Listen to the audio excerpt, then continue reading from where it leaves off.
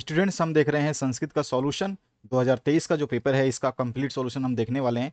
तो चलिए स्टार्ट करते हैं और इसके कंप्लीट और राइट आंसर्स देखने वाले हैं, जो कि आपको 100% राइट आंसर्स यहाँ पे मिलने वाले हैं। और सारे सॉल्यूशंस देखेंगे, इसमें सारे लिखित सॉल्यूशंस आपको मिलेंगे।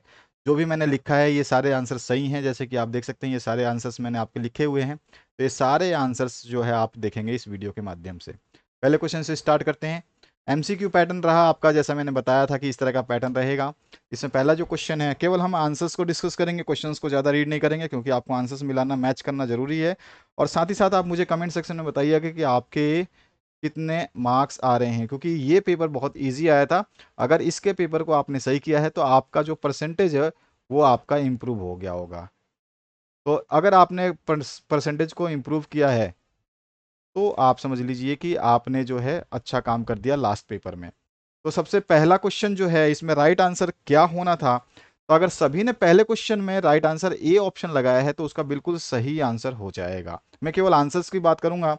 नेक्स्ट जो क्वेश्चन है दूसरा इसमें, तो दूसरे क्वेश्चन में आपका राइट आंसर जो होना था, ये होना था आपका असत्यम, यानी कि 100 ऑप्शन इसका सही बिल्कुल राइट आंसर है। और जो आप आंसर की अब देख रहे हैं ये बिल्कुल 100% है।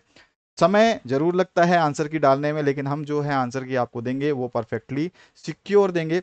नेक्स्ट जो क्वेश्चन है सेकंड पार्ट, इसमें जो पहला क्वेश्चन है सेकंड पार्ट, इसका जो राइट आंसर जो होगा इसमें अनुस्वार आ जाएगा, क्योंकि यहाँ पे संधि के नाम बताया गया है, साथ ही साथ संधि विच्छेद भी किया गया है। तो यहाँ पर जो स ऑप्शन है ये आपका यहाँ पे राइट आंसर हो जाएगा।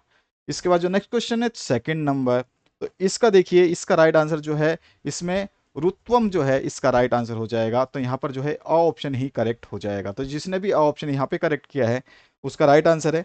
नेक्स्ट जो क्वेश्चन है यहाँ पे देखिए, सत प्लस चित्त में जो है संधि कृत्वा संधे नामापि लिखत, तो यहाँ पर जो है आपका इसका राइट आंसर जो होना था वो होना था ब, यानी कि बी ऑप्शन जो है इसका राइट ऑप्शन हो जाना है। इसके बाद जो चौथा प्रश्न है इसी सेक्शन का, तो यहाँ पर देखिए हरि प्लस त्राता, इसमें संधि कृत्वा संधे नामापि लिखत, तो यहाँ पर जो संधि लिखना था और नामाप लिखना था वो सत्वम आना था इसमें, हरिस्त्राता, यहाँ पे सत्वम जो है आना था, यानी कि सी ऑप्शन इसका करेक्ट होने वाला है। इसके बाद आइए नेक्स्ट जो इसका पार्ट है इसकी बात करते हैं। यहाँ पर जो पार्ट दिया गया है इसमें देखिए, इसमें क्या बोला गया है, इस प्रश्न का आंसर जो होगा वो बिल्कुल सही होगा, न प्लस अ प्लस सिद्धति, यानी कि आपका बी ऑप्शन यहाँ पे करेक्ट होना था। जिसने भी बी ऑप्शन करेक्ट किया है उसका राइट आंसर है।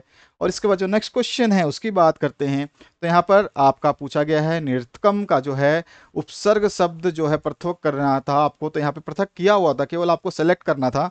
और इसमें जो राइट आंसर था इसमें चूज करना था, वो बिल्कुल 100 ऑप्शन जिसने भी करेक्ट किया है वो बिल्कुल सही है। क्वेश्चन नंबर 4 की बात करते हैं, और यहाँ पर भी आपका जो है अपठित जो है एक छोटा सा गद्यांश दिया गया है, और ये है 9वीं कक्षा का गद्यांश, ये है आपके 9th क्लास से लिया गया गद्यांश है। ठीक है, तो आपने 9th क्लास तो पढ़ा नहीं होगा, क्योंकि पढ़ा होगा तो ध्यान दिया नहीं होगा, और ध्यान दिया होगा तो आपको ये याद नहीं होगा। तो ये आपके लिए जो है 10वीं क्लास में क्या हो गया, ये अपठित हो गया।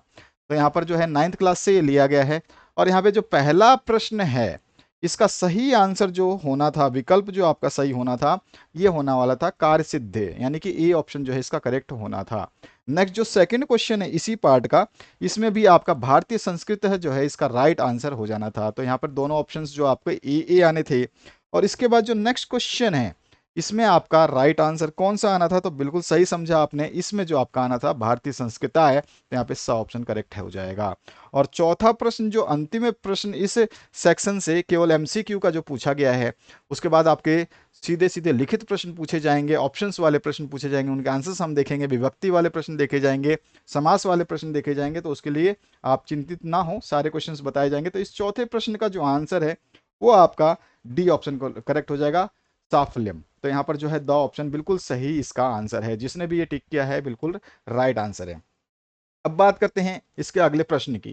तो यहाँ पर जो एक पद में यहाँ पे सभी के ये प्रश्न जो आपने, अगर ये पैराग्राफ आपने पढ़ लिया होगा ढंग से, तो इसी पैराग्राफ में सारे आंसर्स दिए गए हैं, और आपको एक एक पद में उत्तर लिखना था। यहाँ पर जो है आपका गीताय का भावना, तो का भावना क्या भावना थी, तो केवल आप अगर क्वेश्चन में आंसर लिखते त्यागत से तो आपका आंसर सही हो जाता। इसी तरह से भारतीय संस्कृति किम मुनते, तो किम मुनते, तो यहाँ पर जो परोपकारम श्रेष्ठ मुनते, परोपकारम। अगर आपने केवल परोपकारम लिखा है वो भी सही है, अगर परोपकारम श्रेष्ठ लिखा है, परोपकारम श्रेष्ठ लिखा है तो भी सही है। तो परोपकारम भी हो जाएगा या परोपकारम श्रेष्ठ जो है इसका आंसर हो जाएगा। तो ये जो मैंने अंडरलाइन की है केवल इतना भी आपने लिख दिया होगा तो इसका आंसर हो जाएगा, क्योंकि इसमें एक पद में उत्तर देना था। आपको यहाँ पर क्वेश्चन में दिया गया कि एक पद में, मतलब आपको पूरा आंसर देने की आवश्यकता नहीं है। बाकी मैंने यहाँ पे पूरा आंसर जो है लिखा हुआ है। नेक्स्ट जो क्वेश्चन है, भारतीय सभ्यता कस्में प्रियति, तो इसका आंसर भी मैंने यहाँ पे लिख दिया है। ये आपको संपूर्ण वाक्य यानी पूर्ण वाक्य में आपको ये उत्तर देना था। जैसे मैंने आपको ये उत्तर दिया है इसी तरह से इसका आंसर लिखना था। इस तरह से जो सेकंड पार्ट है इसका भी आंसर आपको इस तरह से ही पूर्ण वाक्य में लिखना था। नेक्स्ट जो है, इस गद्यांश का समुचित शीर्षक यानी कि बिल्कुल सही सटीक शीर्षक जो होगा वो भारतीय संस्कृति, बिल्कुल एकदम सही आंसर जो है इसका राइट आंसर हो जाएगा। और इसका जो है आपको संक्षिप्तीकरण करना था छोटा सा, तो संक्षिप्तीकरण जो है मैंने यहाँ पे कर दिया है और यही इसका संक्षिप्तीकरण बिल्कुल राइट आंसर होगा। इससे मिलता जुलता अगर आपने लिखा है तो भी आपका आंसर जो है करेक्ट हो जाएगा। संक्षिप्तीकरण देखिए 1 नंबर का है तो इसमें कुछ ज़्यादा लिखना नहीं था, तो आप जितना भी कम लिखे होंगे अगर आपने इससे मिलता जुलता लिखा है तो आपका राइट आंसर होने वाला है। नेक्स्ट जो क्वेश्चन खंड ब की बात करें तो यहाँ पे जो उत्तर पूछे जाएंगे आपको उनकी बात करते हैं। सबसे पहले यहाँ पर जो है क्या पूछा गया, समास और समास पद का जो है आपको विग्रह कर देना है। और रीजन जो है हम इसमें नहीं पूछा गया, रीजन जो है नीचे वाले क्वेश्चन में आएगा। यहाँ पे जो भी अंडरलाइन शब्द है जैसे महावृक्ष, तो इसमें जो महान च असो वृक्ष आ जाएगा और इसमें जो है कर्मधारय समास है तो ये इसका राइट आंसर हो जाएगा। यहाँ पे पिकस्य और काकस्य जो है तो पिकाक्यो हो ये हो जाएगा और इसमें द्वंद्व समास जो है यहाँ पे प्रकट हो रहा है। और साथ ही जो है यहाँ पे विमूढ़ी, तो विमूढ़ी जो है इसमें क्या हो जाएगा, विमूढ़ी दहा धी यस्य सह, और इसमें जो है बहुब्रीहि समास का आह्वान हुआ है। तो ये आपके 3 जो है आंसर्स यहाँ पे सही होंगे और ये बिल्कुल 100% सही आंसर्स आप देख रहे हैं यहाँ पर। इसके बाद जो नेक्स्ट क्वेश्चन है उसकी बात करते हैं। यहाँ पर देखिए, यहाँ पर जो रेखांकित पद हैं इनके क्या करना है, विभक्ति करना है और विभक्ति का कारण भी आपको बताना है। तो यहाँ पे देखिए जलम, तो जलम में क्या है, बिना शब्द के योग्य के कारण जो है यहाँ पर विभक्ति कौन सी उपयुक्त हुई है, यहाँ पर जो है द्वितीय विभक्ति उपयुक्त हुई है। अगर आपने द्वितीय विभक्ति लिखा है तो आपको आधा नंबर मिलेगा, अगर आपने कारण दे दिया है तो यहाँ पे आपको आधा नंबर मिलेगा, यानी कि 1 नंबर जो है आपको दोनों चीजें लिखने पे मिलने वाली थी। इस तरह से अगर हम यहाँ पे मृगेह की बात करें तो यहाँ पे संगम शब्द जो है इसके योग्य के कारण तृतीय विभक्ति है, तो सेम पैटर्न रहेगा, आपको आधा नंबर विभक्ति लिखने का मिलेगा और आधा नंबर आपको कारण बताने का मिलेगा। नेक्स्ट जो क्वेश्चन है इसमें वनस्य, इसमें समीप शब्द के योग के कारण, क्योंकि इसमें आपके समीपे लिखा हुआ है तो समीप शब्द के योग के कारण जो है आपको आधा नंबर मिल जाएगा। और इसमें समीप शब्द के बाद कारण जो है आपको विभक्ति मिली है षष्ठी, तो यहाँ पे आधा नंबर आपको षष्ठी विभक्ति लिखने के कारण मिलेगा।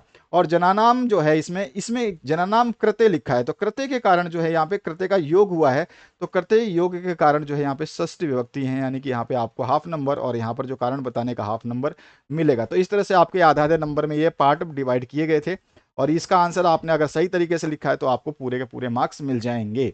आगे बढ़ते हैं नेक्स्ट क्वेश्चन की तरफ। यहाँ पे देखिए आपको जो है क्वेश्चंस दिया गया है 7th नंबर। अब इसमें आपको जो है आंसर लिखना था। यहाँ पर सक प्लस अनियर जो है इसको आपको जोड़ करके जो है यहाँ पे लिखना था और यहाँ पे हम जब इसको लिखते तो यहाँ पे क्या आ जाता है, इसका आंसर आता शंकरणीय। तो ये शब्द जो है आपने लिखना था यहाँ पर, अगर आपने ये लिखा है तो आप बिल्कुल सही है। इसके बाद जो देखिए दूसरा नंबर, यहाँ पर आपका ये क्वेश्चन ही गलत है, यहाँ पे आपको मिलने वाला है बोनस नंबर, ठीक है। तो ये क्वेश्चन बिल्कुल ही गलत है, अंडरलाइन वाक्य जो है ये आपका इसमें आ ही ना रहा है, क्योंकि इसमें आपको जो है रेखांकित पद को जो है पृथक करना है। इसके बाद जो नेक्स्ट क्वेश्चन है इसमें आपका थर्ड वाला जो ऑप्शन है इसमें आपको जो है यहाँ पर इसका, अभी देखिए यहाँ पर तो आपका विच्छेद किया था, इसका एक शब्द लिखना था और यहाँ पर जो है समस्त पद है और इसका आपको विच्छेद करना है। और विच्छेद क्या हो जाएगा, सम प्लस त्व, तो सम प्लस त्व जिसने भी लिखा है उसका आंसर सही हो जाएगा। तो ये आपके 3 क्वेश्चंस में 1 नंबर जो है आपका बोनस का मिलेगा। जिसने इसको अटेम्प्ट किया है गलत या सही अगर छोड़ दिया है तो बोनस नंबर नहीं मिलता है उन लोगों को, लेकिन जिन्होंने अटेम्प्ट किया इस क्वेश्चन को तो उनको बोनस नंबर मिलने वाला है। नेक्स्ट जो क्वेश्चन है इसमें आपको बोला क्या गया है कि यहाँ पर जो मंजूषा दी गई है, यानी कि जो ऑप्शंस दिए गए हैं इसमें से बताना है कि कौन सा ऑप्शन कहाँ पर कौन से खाली स्थान में आएगा। इसमें ऑप्शंस बिल्कुल सही है। इसमें पहला जो अगर हम ऑप्शन की बात करते हैं तो पहला ऑप्शन यहाँ पर जो है फर्स्ट शब्द जो है सर्वत्र आएगा, बिल्कुल सही। दूसरा शब्द जो है यहाँ पर खालिस्तान, इसमें मतलब जो है 1 नंबर जहाँ लिखा है मैंने वो 1 नंबर आएगा, 2 नंबर और 3 नंबर। अब यहाँ पे 2 नंबर, 1 नंबर में तो मैंने 1 लगा दिया, 2 नंबर में आपका अपी आएगा और 3 नंबर में आपका तत्र आ जाएगा। तो जिसने भी ये ऑप्शंस टिक किए हैं, यानी कि ये ऑप्शंस भरे हैं या ये ऑप्शंस लिखे हैं, उसका राइट आंसर हो जाएगा। तो यहाँ पे 3 अंक आपके इस तरह से प्राप्त हो जाते हैं। अगले क्वेश्चन की बात करते हैं, 9वां प्रश्न। 9वां जो प्रश्न है इसमें देखिए, यहाँ पर जो है आपको क्या है, विभक्ति का प्रयोग करके जो है आपको लिखना है। तो यहाँ पर जो है कौन सा प्रथमा द्विवचन में आपको अस्मद का बताना है। तो अस्मद का जो है क्या हो जाएगा, आवाम हो जाएगा। तो आवाम शब्द जिसने भी लिखा है वो बिल्कुल सही है, उसका आंसर सही हो जाना है। नेक्स्ट जो है आपका इसमें क्या हो जाएगा, इसमें गुरु शब्द का चतुर्थी और एक वचन क्या हो जाएगा, वो हो जाएगा गुरुवे। तो यहाँ पे आ जाएगा गुरुवे। तो जिसने भी गुरुवे लिखा है वो भी सही है। नेक्स्ट जो क्वेश्चन है उसकी बात करते हैं।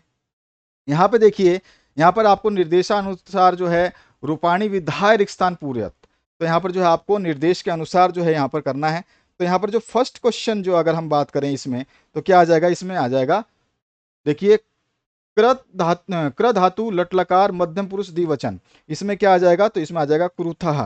तो यहाँ पे आंसर आ जाएगा आपका कुरुथः। ये इसका आंसर हो जाएगा। जिसने ये आंसर लिखा है उसका राइट आंसर हो जाएगा। नेक्स्ट जो पार्ट है आपका, इसमें देखिए लब धातु लट लकार प्रथम पुरुष बहुवचन की बात कर रहा है। तो यहाँ पे प्रथम पुरुष बहुवचन में लब का क्या बन जाता है, लबंते। तो यहाँ पे जो है आपका लबंते जो है इसका आंसर सही आ जाता। इसके बाद जो है आपका नेक्स्ट क्वेश्चन जो है, इसमें देखिए यहाँ पे 130 और 445 शब्द को लिखना था आपको। तो 130 और 445 को आपको संस्कृत में कन्वर्ट करना था। तो संस्कृत में मैंने आंसर लिख दिया। नेक्स्ट जो पार्ट है उसकी बात करते हैं। देखिए क्वेश्चन नंबर आपका जो आने वाला है 11वां नंबर, अब इसमें बात करते हैं। यहाँ पर जो है आपको एक पद में उत्तर देना है। सबसे पहला यहाँ पे उत्तर क्या आने वाला था, पहले क्वेश्चन का आंसर क्या आने वाला था, सभी बिल्कुल सही आंसर देंगे। तो यहाँ पर जो राइट आंसर आने वाला था, कमेंट जरूर करना कि आप जो है अब कितना स्कोर कर रहे हैं, क्योंकि यहाँ पर जो आंसर्स की देख रहे हैं आप वो 100% सही है। अगर ये जो आपने लिखा है तो यही आपको पूरे नंबर देंगे। अगर आपने इसमें से कुछ भी गलत लिखा है, मिलता जुलता लिखा है कहीं कहीं, जहाँ पर मैंने बताया कि मिलता जुलता चलेगा, जहाँ पे सारांश लिखना है या आपको भावार्थ लिखना है वहाँ पे चलेगा, लेकिन जो सटीक आंसर है वो तो आपको सीधा ही देना है। पहला का आंसर क्या हो जाएगा, चातकह। तो यहाँ पर जिसने भी चातकह है जो आंसर लिखा है उसका बिल्कुल आंसर सही है। नेक्स्ट जो क्वेश्चन है इसमें देखिए, तो यहाँ पर क्या हो जाएगा, चाणक्य मणिकारम श्रेष्ठम कम दृष्टम अच्छति। तो यहाँ पर हो जाएगा चंदम दासम। तो यहाँ पे आ जाएगा चंदम दासम। तो ये आपका आंसर होने वाला था, चंदम दासम। यहाँ पे चातकह जो है आपका आंसर होने वाला था, यहाँ पे चंदम दासम। उसके बाद जो नेक्स्ट क्वेश्चन है इसका आंसर क्या होने वाला था, तो यहाँ पे बिल्कुल भूकंप से कौन सी चीज फटी थी, तो यह आगे आ गया भूमि ही। तो यहाँ पे भूमि ही जो इसका राइट आंसर हो जाएगा। तो यहाँ पर जो है आपका राइट आंसर भूमि। नेक्स्ट जो है इसमें कौन सा क्वेश्चन का आ जाएगा, तो यहाँ पे जो राइट आंसर मैं लिख देता हूँ सीधा सीधा, अहितम। अहितम जो है इसका राइट आंसर हो जाएगा। नेक्स्ट जो क्वेश्चन है यहाँ पर क्या आने वाला था, तो यहाँ पर जो आने वाला था अतिथि ही, अतिथि ही। तो इसने जिसने भी अतिथि ही लिखा है उसका भी राइट आंसर है।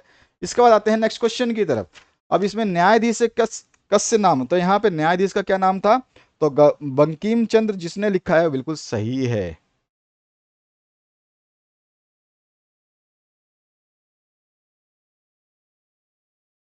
जिसने भी बंकिम चंद्र लिखा है वो बिल्कुल सही है। नेक्स्ट जो है इसमें आपका 7वां जो अंतिम प्रश्न है, यहाँ पर जो है कह की जगह क्या आंसर आने वाला था, तो यहाँ पे आने वाला था रोहित है। अब रोहित क्या है, रोहित जो आपका रोहिता मछली होती है उसकी बात कर रहा है, रोहित है। ठीक है, ये रोहित नाम मतलब किसी का है नहीं, इंसान नहीं है, मछली की बात हो रही है यहाँ पे। आपने अगर ये पाठ पढ़ा तो आपको याद आ गया, तो ये इसका राइट आंसर था।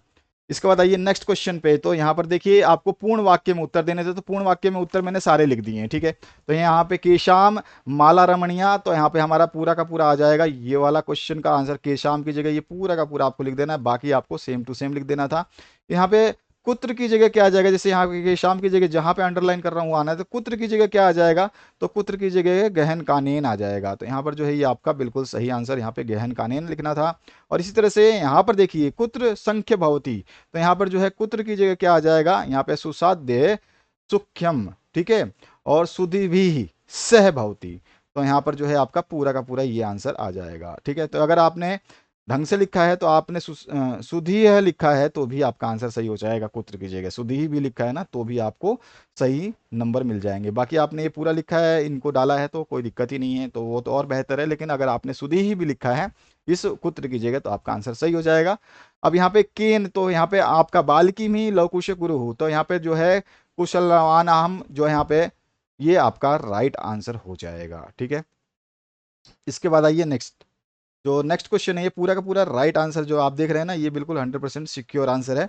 और इसके बाद जननी जो आपका तुल्यवत्सला पाठ कस्मात ग्रंथा ग्रहित, कहाँ से लिया गया है? तो यहाँ पे ये जो लिया गया है महर्षि वेदव्यास द्वारा रचित ग्रंथ से लिया गया है। तो यहाँ पर जो है इसका पूरा का पूरा महर्षि वेदव्यास रचित ग्रंथ से लिखा हुआ है, तो ये भी आंसर आपका सही हो जाएगा।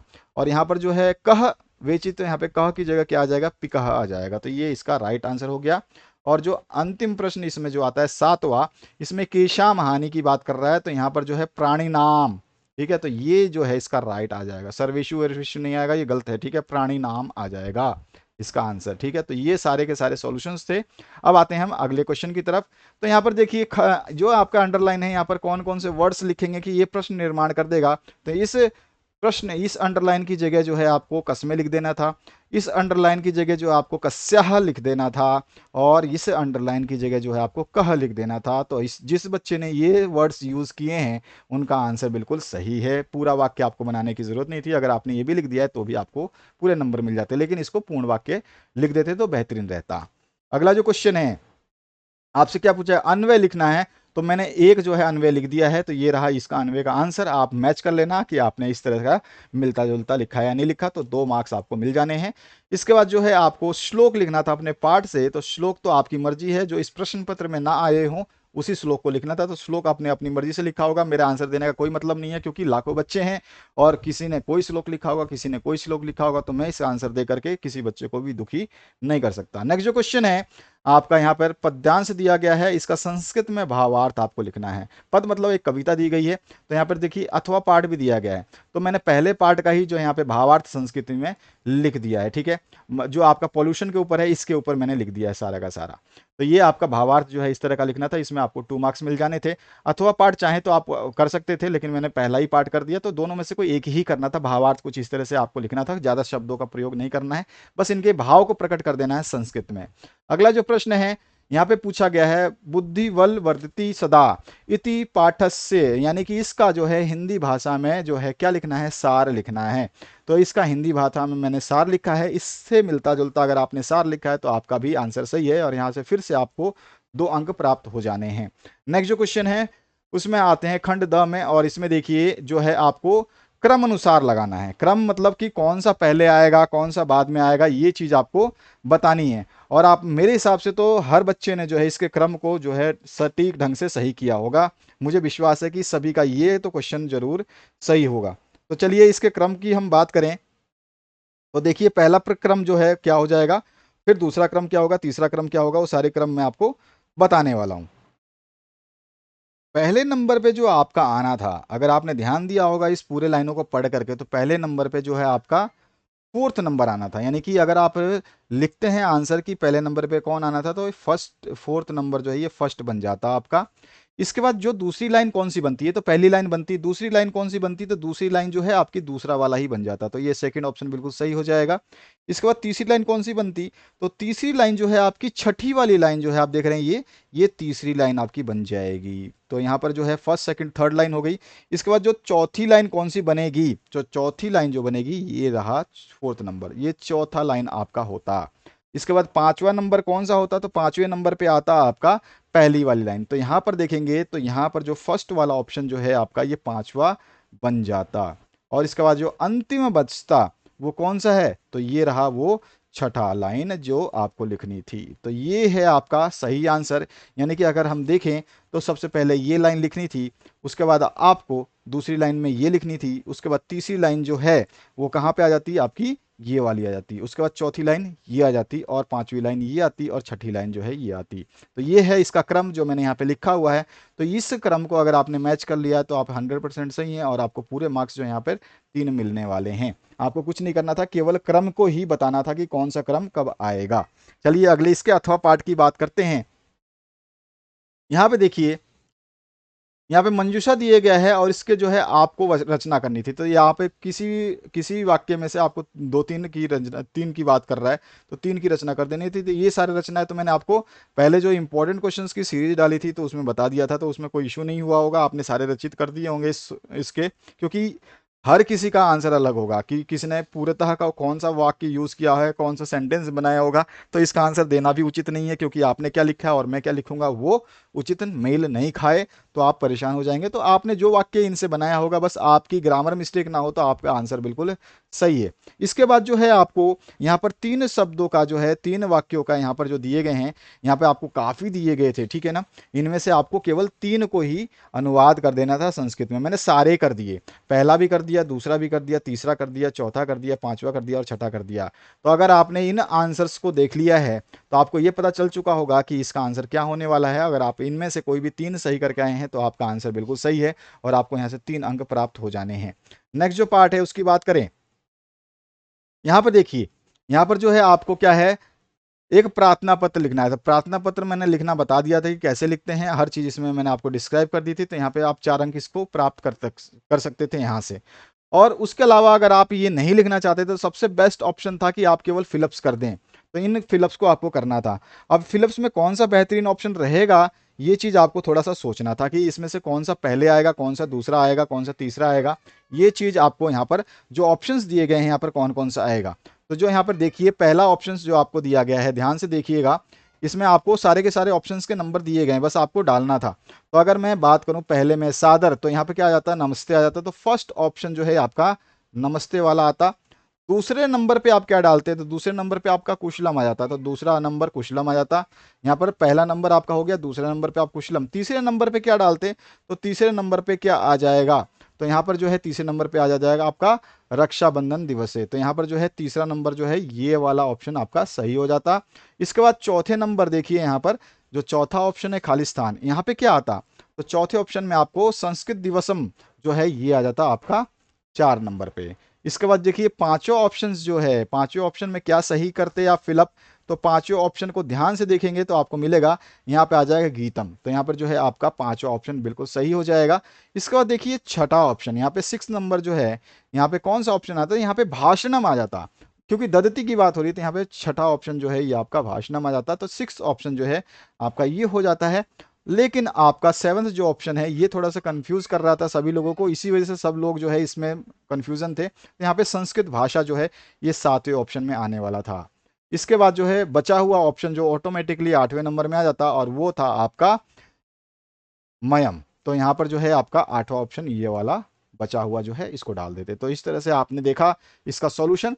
इसमें आपको ये फिलअप्स भरने थे। अगर आप ऊपर वाला लेटर नहीं लिखना चाहते थे तो इनको भरकर भी आप अपना काम चला सकते थे। अगला जो प्रश्न है, कुछ कुछ क्वेश्चंस जो है आपके संस्कृत के पाठ के बीच में से उठा दिए गए हैं, जिसमें आपको थोड़ी सी परेशानी हुई होगी अगर आपने पाठ को या फिर अपने लेक्चर्स को या अपने टीचर्स के क्लासेस को अटेंड नहीं किया होगा, या फिर आप स्कूल नहीं गए होंगे, छुट्टियों पे ज़्यादा रहे होंगे। बहुत सारी समस्याएं हैं, लेकिन कुछ जो चैप्टर्स उठाए गए हैं वो सारे के सारे बीच में से उठाए गए हैं। चलिए अब आगे बढ़ते हैं। इस प्रश्न के उत्तर की बात करें तो यहाँ पे देखिए आपको क्या है, संस्कृत जो भाषा यहाँ पे लिखी गई है इसको अनुवाद कर देना है, ठीक है। और कौन सी भाषा में, हिंदी में अनुवाद कर देना है। क्या लिखना है, इसका सप्रसंग भी लिखना है और अनुवाद भी करना है, यानी कि किस चैप्टर से लिया गया है और इसमें क्या बातें बोली गई हैं। तो ये बिल्कुल आसान सा है ये पैराग्राफ। आपने दोनों में से कोई एक तो कर दिया होगा, मेरे हिसाब से सभी बच्चों ने पहला वाला कर दिया होगा, क्योंकि पहला ही लाइन था आपके चैप्टर का, ये पहला ही पैराग्राफ है जिसमें से आपको ये लिखना था। इसमें अथवा ऑप्शन था तो दोनों में से कोई एक ही करना था, और यहाँ पे आसानी से आप 4 अंक प्राप्त कर चुके होंगे। और अनुवाद जो है फिक्स नहीं होता, अनुवाद जैसा भी आपने टेढ़ा मेढ़ा थोड़ा बहुत लिखा होगा तो भी चल जाएगा। यहाँ पे नेक्स्ट जो क्वेश्चन की बात करें तो यहाँ देखिए, यहाँ पर जो है आपको अब श्लोक दिया है, वहां पर पहले जो है आपको पद्यांश दिया था, अब गद्यांश दिया था, और यहाँ पे पद दिया गया है, ठीक है। पद मतलब आपकी कविता दी गई है और इसकी भी आपको हिंदी भाषा में ही जो है अनुवाद करना है, सप्रसंग करना है, यानी कि ये कविता कहाँ से ली गई है, श्लोक कहाँ से लिया गया है, ठीक है। और इसका अनुवाद क्या होगा और इसमें क्या कहना चाहते हैं, बस इतना ही लिखना था। बहुत ही सिंपल सा था और इसमें भी 4 अंक प्राप्त हो जाते हैं और इसमें तो ज़्यादा लाइनें आपको लिखनी ही नहीं पड़ती हैं क्योंकि श्लोक बहुत ही छोटी लाइनों में होता है। इसके बाद जो नेक्स्ट पार्ट है, आते हैं अगले प्रश्न की तरफ। अब यहाँ देखिए, यहाँ पर जो है इसमें भी आपको जो है ऐसा प्रसंग हिंदी भाषा में अनुवाद कर देना था, तो इसको भी आप कर चुके होंगे मेरे हिसाब से। तो किसी ने ऐसा छोड़ा नहीं होगा कि इसका भी हिंदी भाषा में अनुवाद नहीं किया। विदूषक ने क्या कहा था, लव ने क्या कहा था, विदूषक ने क्या कहा था, लव ने क्या कहा था, राम ने क्या कहा था, ये मैंने आपको आईएमपी सीरीज में करवा दिया था। तो जिसने भी इंपॉर्टेंट क्वेश्चंस की सीरीज देख ली थी उसमें उसको कोई भी दिक्कत नहीं हुई होगी। अब आगे बढ़ते हैं इसके नेक्स्ट प्रश्न के ऊपर। यहाँ पर जो है आप इस अथवा पार्ट को भी कर सकते थे, ठीक है, तो आपके ऊपर डिपेंड था कि आपने कौन सा किया है। बाकी मैंने जो है मैंने बता दिया कि ऊपर वाला जो है आईएमपी सीरीज में मैंने करवा दिया था। अब आते हैं आपके ऑप्शंस वाले, यानी यहाँ पे जो मंजूषा दी गई है, अब इसमें से आपको जो है इनको यूज करना था, ठीक है। ये छोटे छोटे से ऑप्शंस दिए गए थे, इन सभी ऑप्शंस को यूज करके जो है नीचे दिए गए चित्र के माध्यम से जो है एक छोटा सा पैराग्राफ जो है आपको लिखना था। और मैंने बताया था कि अगर आप ये पैराग्राफ बनाते हैं तो आपको हर पैराग्राफ के 8 नंबर मिलेंगे, और इस तरह का पैराग्राफ मैंने करवाया भी था कि कैसे इसको करते हैं। फिर से मैं याद दिलाना चाहूँगा कि अगर आईएमपी सीरीज आपने देखी है तो आपको कोई दिक्कत नहीं हुई होगी, इसको भी आपने कर दिया होगा। इसके बाद आपका एक अथवा में आया था, अगर आप ये नहीं करना चाहते थे तो आपको केवल ऑप्शंस दिए गए थे, उसको सेलेक्ट करने थे, जो कि अथवा वाला पार्ट था। तो इसमें जो है ऑप्शंस आपको भरने थे कि फर्स्ट ऑप्शन में क्या आएगा, सेकंड ऑप्शन में क्या आएगा, थर्ड ऑप्शन में क्या आएगा, और ये आपका अंतिम प्रश्न था। तो इसके आंसर की बात करते हैं और यहाँ पे समझते हैं कि हमारा राइट आंसर कहाँ पे कौन सा होने वाला था। तो चलिए पहले प्रश्न की पहले ऑप्शन की बात करूं मैं, तो यहाँ पर सभी ने क्या भरा होगा, मैच करिएगा और मुझे बताइएगा कि आपने सही भरा है या गलत भरा है। तो पहला जो ऑप्शन है इसमें आपको क्या भरा भरा होगा आपने, तो यहाँ पे जो पहले ऑप्शन में भरा होगा आपने नमो नमः। तो यहाँ पे जो फर्स्ट ऑप्शन बिल्कुल सही है, ये वाला आना था पहली जगह पे। दूसरी जगह पे फर्स्ट ऑप्शन हमने देख लिया, सेकंड ऑप्शन में क्या भरा होगा, तो यहाँ पर जो है बिल्कुल सही बोल रहे हैं आप। यहाँ पे आपका दूसरा ऑप्शन जो है ये इसमें आ जाता है कथनम, तो यहाँ पे कथम, तो कथम जो है आपका सेकंड ऑप्शन जो है ये करेक्ट हो जाता, ये दूसरा ऑप्शन सही हो जाता। तीसरा ऑप्शन जो है अस्मी से पहले आपको क्या भरना था, तो अस्मी से पहले आपको भरना था कुशली, तो यहाँ पे जो है आपका सही आंसर हो जाता थर्ड ऑप्शन में कुशली। उसके बाद चौथे प्रश्न का आंसर क्या देते आप, यहाँ पे मम क्या था मेरा, तो जन्म दिवसम, तो यहाँ पर जो है फोर्थ ऑप्शन जो है इसका आपका जन्मदिनम जो है इसका राइट आंसर हो जाता। इसके बाद जो है यहाँ पर आपका पांचवा जो ऑप्शन है, यहाँ पे क्या भरते, तो यहाँ पे आप भरते अगश्यामी, तो अगश्यामी जो है आपका जो अगम्यश्यामी जो है आपका आंसर हो जाता है। तो यहाँ पर हम 5 नंबर जो ऑप्शन यहाँ पे भर देते। इसके बाद जो है आपका नेक्स्ट पार्ट में क्या आ जाता है, देखिए इसका नेक्स्ट पार्ट को देख लेते हैं तो आपको समझ में आ जाएगा। जो छठा पार्ट है इसमें आप क्या भरते, तो यहाँ पर जो छठा पार्ट आता इसमें आपको भरना क्या था, ध्यान दीजिएगा। इसमें आपको भरना है वो चीज़ आपको ध्यान रखनी है, गलत नहीं भरना है आपको। तो 5वें तक हमने सही कर दिया, छठे में आपको जो भरना था वो क्या भरना था, भवत भरना था। तो यहाँ पर जो है आपका कौन सा आंसर आता है, ये 6th में जो है भवत आ जाता। 7th में जो है आप देखेंगे तस्या, अब तस्या के साथ आपको जो भरना था वो था स्वास्थ्यम, तो यहाँ पर जो है आपका आ जाएगा छठे के बाद में 7वां नंबर जो है ये आ जाएगा 7th नंबर में आंसर आपका। और बचा हुआ जो है 7th के बाद 8वां, 8वें में बचा हुआ क्या आएगा, तो मिलाव आ जाएगा। तो बचा हुआ एक ऑप्शन ही है, तो हमारा जो 8वां प्रश्न का आंसर हो जाएगा वो मिलाव हो जाएगा। तो ये थे सारे प्रश्नों के सटीक, सही और बिल्कुल परफेक्ट आंसर्स। अगर आपने इन आंसर्स को मैच किया है तो आप अब अपना रिजल्ट जो है घोषित करने वाले हैं कमेंट बॉक्स में, और कमेंट में बताइएगा कि आपके कितने मार्क्स आ रहे हैं। बाकी आपके जो भी एग्ज़ाम्स पेपर हमने सॉल्व कराए हैं उनको ज़रूर एक बार देख लीजिएगा, जो कि हमने 100% राइट आंसर्स की हर सब्जेक्ट की जो है दी है। भले ही हमने थोड़ा सा सोल्यूशन देर दिया लेकिन हमने परफेक्ट आंसर की आपको दी है। तो आप जितने भी मैच कर रहे हैं आंसर्स वो बिल्कुल परफेक्ट हैं। आपका रिजल्ट जब आएगा तो आपको पता चल जाएगा, अनुभव हो जाएगा कि हाँ आपने जो आंसर्स जो हमारे चैनल से मैच करे थे वो बिल्कुल सही थे, और उसी के अकॉर्डिंग जो है आपके परसेंटेज बनी हुई है। Thank you very much, have a good day. अपने दोस्तों के साथ में बिल्कुल शेयर करना ना भूलें। अगर आप चैनल पर नए हैं तो सब्सक्राइब कर लें, क्योंकि आने वाली नेक्स्ट क्लासेस में आपकी फिर से यहाँ पर हेल्प की जाएगी। Thank you very much, have a good day.